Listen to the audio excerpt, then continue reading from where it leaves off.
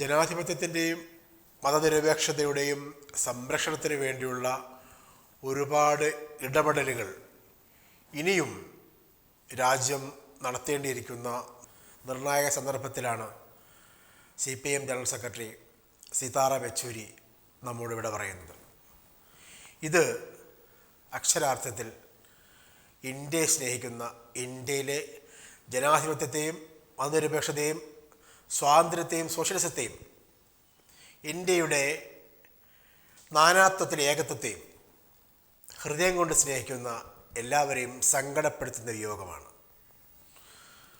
CPM general സെക്രട്ടറിയുടെ വിയോഗം CPM പ്രവർത്തകരുടെയോ CPM അനുഭാവികളുടെയോ മാത്രം സങ്കടമല്ല എന്നാണ് പറഞ്ഞു വരുന്നത്. അത് മതേതര ഇന്ത്യയുടെ സങ്കടമാണ്. അതുകൊണ്ട് തന്നെ സീതാറാം യെച്ചൂരിക്ക് രാജ്യം ഹൃദയവേദനയോടെ ഇവിടെ നൽകുക തന്നെ ചെയ്യും. ആരായിരുന്നു സീതാറാം യെച്ചൂരി? സാങ്കേതികമായി 9 വർഷമായി CPM ജനറൽ സെക്രട്ടറി, 2 തവണയായി 12 വർഷം രാജ്യസഭാംഗമായിരുന്ന ജനപ്രതിനിധി.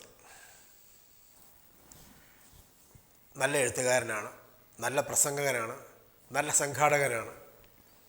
ഇതൊക്കെ സാധാരണ ഏതൊരു പാർട്ടിയുടെ ഏതൊരു ഒന്നാം നിര നേതാവിനെക്കുറിച്ചും നമുക്ക് പറയാവുന്ന കാര്യങ്ങളാണ്. പക്ഷേ സീതാറാം യെച്ചൂരിയെ വ്യത്യസ്തരാക്കുന്ന മറ്റ് നിരവധി ഘടകങ്ങൾ വന്നു ചേരുന്നത് നമ്മൾ കടന്നു പോകുന്ന രാജ്യത്തിൻ്റെ കാലം എന്താണ് എന്നതും ആ കാലത്തെ ഇന്ത്യൻ ജനതയ്ക്ക് ജീവിച്ചു തീർക്കാൻ യോജ്യമാക്കി മാറ്റുന്നതിൽ, ഇന്ത്യയുടെ നാനാത്വത്തിലെ ഏകത്വത്തിനും ജനാധിപത്യത്തിനും മതനിരപേക്ഷതയ്ക്കും വേണ്ടി അദ്ദേഹം നടത്തിയ ഇടപെടലുകളുടെ കാമ്പും കഴമ്പുമാണ്. അതുകൊണ്ടാണ് സീതാറാം യെച്ചൂരി ജീവിച്ച കാലം, സീതാറാം യെച്ചൂരിയുടെ ജീവിതം അതീവ പ്രസക്തവും അതീവ പ്രധാനവുമാകുന്നതും അദ്ദേഹത്തിൻ്റെ വിയോഗം ഏറെ ദുഃഖകരമാകുന്നതും വലിയ നഷ്ടമാകുന്നതും. ഏറെ സങ്കടത്തോടെയാണ് സീതാറാമിൻ്റെ വിയോഗം കേട്ടത് എന്ന് മുഖ്യമന്ത്രി പിണറായി വിജയൻ അനുശോചന സന്ദേശത്തിൽ പറഞ്ഞതിൽ അക്ഷരാർത്ഥത്തിൽ ഇന്ത്യയിലെ ഓരോ ആളുടെയും സങ്കടത്തിൻ്റെ പ്രതിഫലനമുണ്ട് എന്ന് ഞാൻ കരുതുന്നു. SFIയിലൂടെ നമ്മുടെ കാലത്ത് ജീവിക്കുന്ന ഇടതുപക്ഷ യുവജന വിദ്യാർത്ഥി സംഘടനാ പ്രവർത്തകർക്ക് ഒരുപാട് പഠിക്കാനുണ്ട് സീതാറാമിൽ നിന്ന്. ഇടതുപക്ഷ യുവജന വിദ്യാർത്ഥി സംഘടനാ പ്രവർത്തകർക്ക്, നേതാക്കൾക്ക്, ഇടതുപക്ഷ പാർട്ടികളിലെ പ്രവർത്തകർക്കും നേതാക്കൾക്കും എല്ലാവർക്കും സീതാറാം യെച്ചൂരിൽ നിന്ന് ഒരുപാട് പഠിക്കാനുണ്ട്. ആ പഠിക്കാനുള്ള പാഠം എന്ന് പറയുന്നത് അദ്ദേഹത്തിൻ്റെ ലളിത ജീവിതത്തിൽ നിന്നല്ല.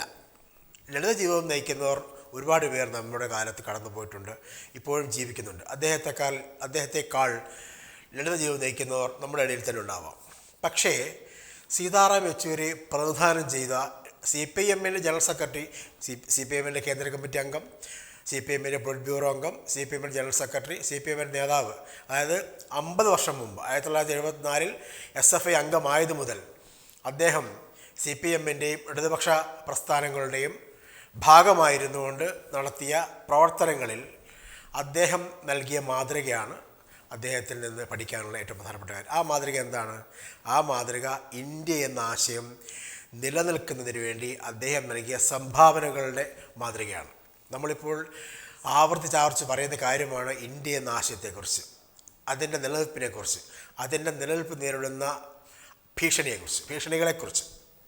നോക്കൂ, 2004 ഒന്നാം UPA സർക്കാരിൻ്റെ അതിനു മുമ്പ് UPAയുടെ രൂപീകരണത്തിൽ നിർണായകമായ പങ്ക് വഹിച്ചുകൊണ്ട് അദ്ദേഹം രാജ്യത്തെ കോൺഗ്രസിൻ്റെ നേതൃത്വത്തിൽ ഇടതുപക്ഷം കൂടി ഉൾപ്പെടുന്ന വിശാലമായ സെക്യുലർ മുന്നണിയാവാം എന്ന് മുന്നിൽ നിന്ന് കാണിച്ചു തന്നു.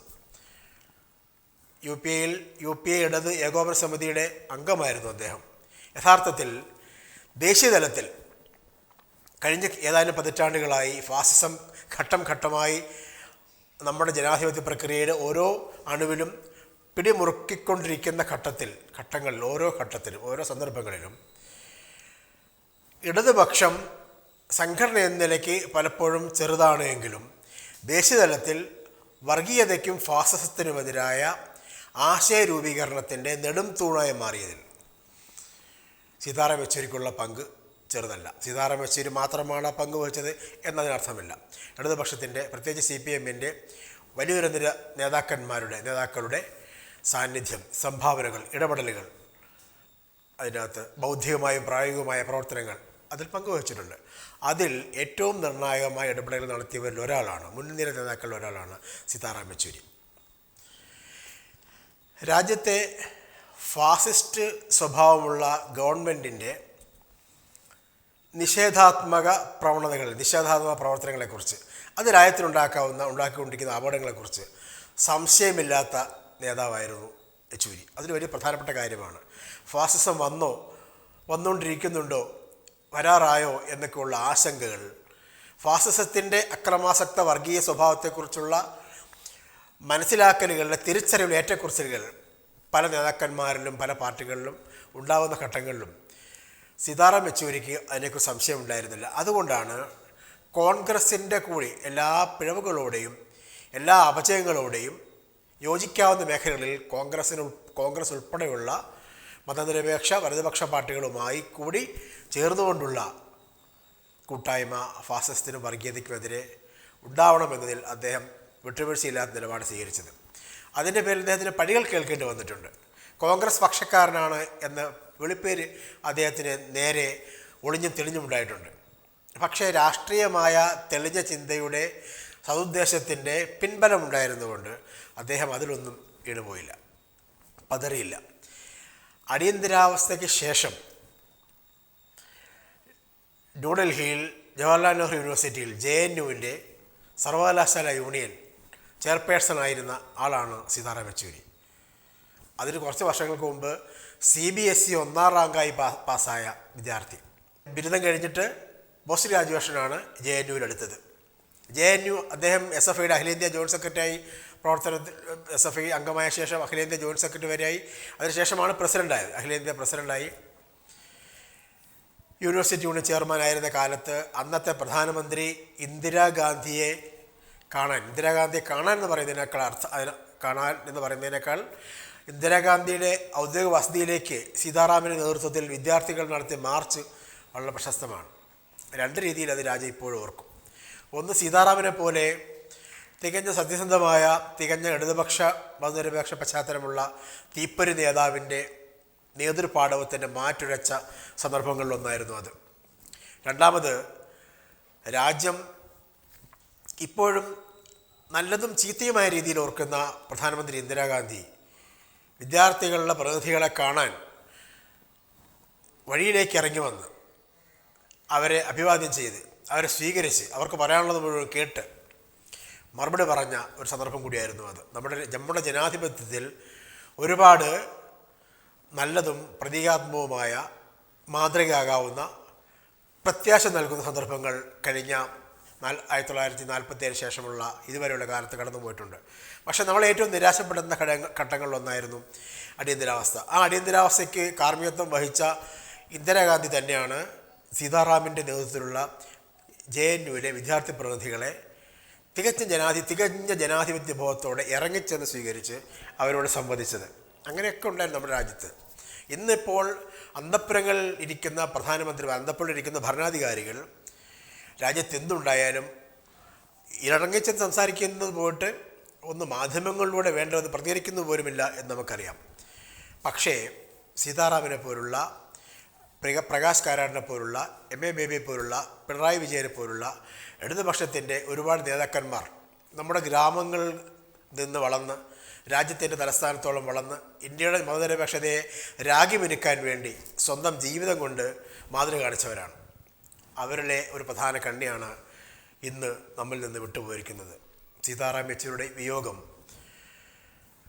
ഇന്ത്യയുടെ ജനാധിപത്യത്തെയും മതനിരപേക്ഷതയും നമ്മൾ തുടക്കത്തിൽ പറഞ്ഞതുപോലെ വല്ലാതെ സങ്കടപ്പെടുത്തുന്നുണ്ട്. പക്ഷേ ആ സങ്കടത്തിനിടയിലും സീതാറാം യെച്ചൂരി വിട്ടിട്ട് പോയ പ്രത്യാശയുടെ വലിയ ചെങ്കൊടി മാത്രമല്ല, വലിയ തീപ്പന്തവും വലിയ പ്രത്യാശയുടെ കിരണങ്ങളും നമുക്ക് അല്ലെങ്കിൽ ഇന്ത്യയുടെ ജനാധിപത്യത്തിനും മതനിരപേക്ഷതയ്ക്കും പ്രചോദനം നൽകുന്നുണ്ട്. എന്തുകൊണ്ടെന്നാൽ, അതുകൂടി പറഞ്ഞുകൊണ്ട് അവസാനിപ്പിക്കാം. മാസങ്ങൾക്ക് മുമ്പ് നടന്ന ലോക്സഭാ തിരഞ്ഞെടുപ്പിൽ ഇന്ത്യ മുന്നണി ഫാസിസ്റ്റ് വർഗീയ ശക്തികളെ മുഖാമുഖം നേരിട്ട് അവർ തുടക്കത്തിൽ പ്രതീക്ഷിച്ചതിനേക്കാൾ, ഫാസിസ്റ്റുകൾ തുടക്കത്തിൽ പ്രതീക്ഷിച്ചതിൻ്റെ മുഖത്തടി കൊടുത്തുകൊണ്ട് അവരെ ദുർബലരാക്കി. ജയിച്ചപ്പോഴും ദുർബലമായ ജയമാണ് തങ്ങൾക്ക് കിട്ടിയതെന്ന് അവർക്ക് തന്നെ ബോധ്യപ്പെടുന്ന രീതിയിലുള്ള ഒരു വലിയ ഇടപെടൽ നടത്താൻ അങ്ങനെ കൂട്ടായ്മ, ഒന്നാം UPA പോലെ, രണ്ടാം UPA പോലെ, അത് കഴിഞ്ഞ് ഇപ്പോൾ ഇന്ത്യ മുന്നണി രൂപീകരിക്കുന്നതിലും പ്രധാനപ്പെട്ട പങ്ക് വഹിച്ചവരിൽ ഒരാളാണ് സീതാറാം യെച്ചൂരി.